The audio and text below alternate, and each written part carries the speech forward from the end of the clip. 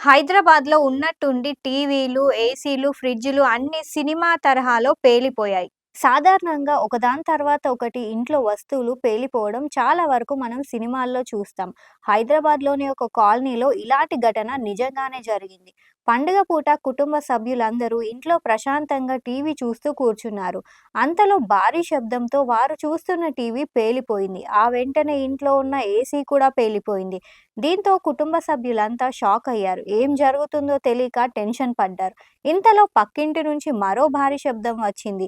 వాళ్ళ ఇంట్లో కూడా టీవీ, ఏసీ పేలిపోయాయి. ఇదంతా హైదరాబాద్‌లోని సుచిత్ర ప్రాంతంలోని వసలం విహార్ కాలనీలో చోటు చేసుకుంది. అసలు కాలనీలో ఏం జరుగుతుంది?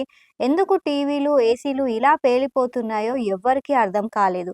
వాళ్ళందరూ హై వోల్టేజ్ కారణంగా ఇలా జరిగిందని అనుకున్నారు. వెంటనే ఇంట్లో ఉన్న మిగతా ఎలక్ట్రానిక్ వస్తువులను ఆఫ్ చేశారు. వాటి విద్యుత్ వైర్లను, స్విచ్‌లను తొలగించారు. ఇక ఘటనపై వెంటనే విద్యుత్ అధికారులకు సమాచారం ఇచ్చారు. అయినా ఈ విషయంపై అధికారులు ఎవ్వరూ స్పందించలేదని బాధితులు ఆరోపించారు. అయితే కాసేపటి తర్వాత టీవీలు, ఏసీలు పేలిపోవడానికి గల కారణాన్ని వారు తెలుసుకున్నారు. ఇంట్లోని టీవీలు, ఏసీలు పేలిపోవడానికి హై వోల్టేజ్ కారణం కాదని, విద్యుత్ స్తంభానికి ఉన్న వైర్లు అర్త్ అవ్వడంతో ఈ ప్రమాదం జరిగినట్టు నిర్ధారించుకున్నారు.